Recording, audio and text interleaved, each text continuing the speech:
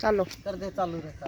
बोले विष्णु भगवान की जय हो, एकादशी मैया की जय हो, तुलसा माता की जय हो, बोले लक्ष्मी नारायण भगवान की जय हो, बोले काशी मैया जय हो। फागुन मास के शुक्ल पक्ष की एकादशी हाँ हाँ जोर आवाज से आओगी इसमें? हाँ तो जोर से बोलूंगी।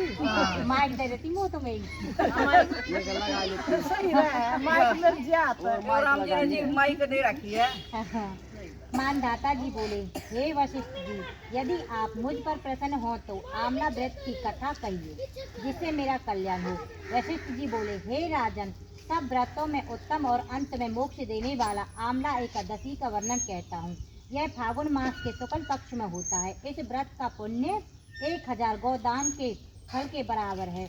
आपका एक पौराणिक कथा कहता हूँ। एक वैदिक नामक नगरी में ब्राह्मण, वैश्य, क्षत्रिय, शूद्र 4 वर्ण के आनंद पूर्वक रहते थे। उस नगर में जयद्रथ नामक राजवंश चंद्रवंशी राजा राज्य करता था। बहुत विद्वान तथा धार्मिक था। वह उस निवास में वृद्ध से बालक तक प्रत्येक एकादशी का व्रत करते थे। एक समय फागुन मास के शुक्ल पक्ष में आमला एकादशी आई। उस दिन राजा ने प्रजा तक और वृद्ध से बालक तक सब ने हर्ष सहित उस एकादशी का व्रत किया। राजा अपनी प्रजा के साथ मंदिर में जाकर पूर्ण संपत्ति करके और दीप, नैवेद्य, पंचाक्षर आदि से धात्री आंवले का पूजन करने लगा। वह सब धात्री की इस प्रकार स्तुति करने लगे, हे धात्री, तुम ब्राह्मण रूपनी हो, तुम ब्रह्मा जी द्वारा उत्पन्न हो और सारे पापों को नष्ट करने वाली हो। तुमको नमस्कार करता हूँ। तुम अर्घ स्वीकार करो। तुम श्री रामचंद्र जी द्वारा सम्मानित हो और आपकी प्रार्थना करता हूँ, मेरे समस्त पापों को हरण करो। उस देवालय में रात्रि को सबने जागरण किया। रात्रि के समय उस जगह एक बहेलिया आया।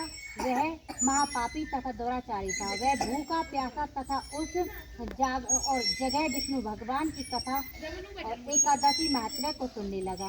बहेलिया ने उस रात्रि को अन्य लोगों के साथ जागरण व्यतीत किया। प्रातः काल होते ही सब लोग अपने अपने घर गए। कुछ समय बीतने पश्चात उस बहेलिया की मृत्यु हो गई। उस आंवला एकादशी के व्रत तथा जागरण के प्रभाव से उसने राजा वैदुरथ के घर जन्म लिया। उसका नाम वसुरथ रखा गया। बड़े होने पर वह चतुरंगी सेना सहित तथा धन धान्य से युक्त होकर 10 सहस्त्र ग्रामों का पालन करने लगा। वह तेज में सूर्य के, कार्तिक में चंद्रमा, वीरता में विष्णु भगवान और क्षमा में पृथ्वी के समान तथा वह अंत धार्मिक, सत्यवादी और कर्मवीर था। विष्णु भगत था। वह सदैव यज्ञ किया करता था। एक दिन वह राजा शिकार खेलने के लिए गया। देवयोग से वह राजा रास्ता भूल गया। तब वह उसी वन में एक वृक्ष के नीचे सो गया। उसी समय वहां मछुआरे आए और राजा को अकेला देखकर उस पर मारो मारो शब्द से टूट पड़े।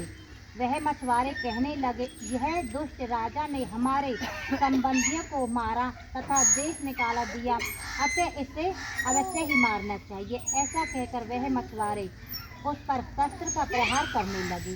उसमें शस्त्र राजा के शरीर पर गिरते ही नष्ट हो जाते और उसको पुष्पों के समान प्रतीत होते। उन मछुआरों के शस्त्र उन पर उल्टा प्रहार करने लगे, जिससे वह मछुआरे भय हो गए और राजा के शरीर से एक दिव्य स्त्री प्रकट हुई। अंत बहुत सुंदर तथा वस्त्र आभूषण से आलोकित थी। उसी भुखती देखी तो आंखों से लाल लाल अग्नि निकल रही थी। यह मछुआरे को मारने दौड़ी।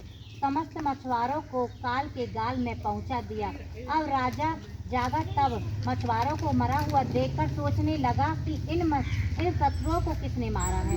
तब राजा ऐसा विचार कर रहा था, तभी आकाशवाणी हुई और कहने लगी, राजन, इस संसार में तुम्हें विष्णु भगवान के अतिरिक्त कौन रक्षा कर सकता है। इस आकाशवाणी को सुनकर राजा अपने नगर को वापस गया और सुखपूर्वक राजा राज्य करने लगा। महर्षि वशिष्ठ जी बोले, हे राजन, यह सब आंवला एकादशी के व्रत के प्रभाव से था। जो मनुष्य आंवला एकादशी का व्रत तथा करते हैं सब प्रत्येक कार्यों में सफलता प्राप्त करते हैं और अंत में विष्णु लोक को जाते हैं। बोली विष्णु भगवान की जय। ओम जय जगदीश हरे।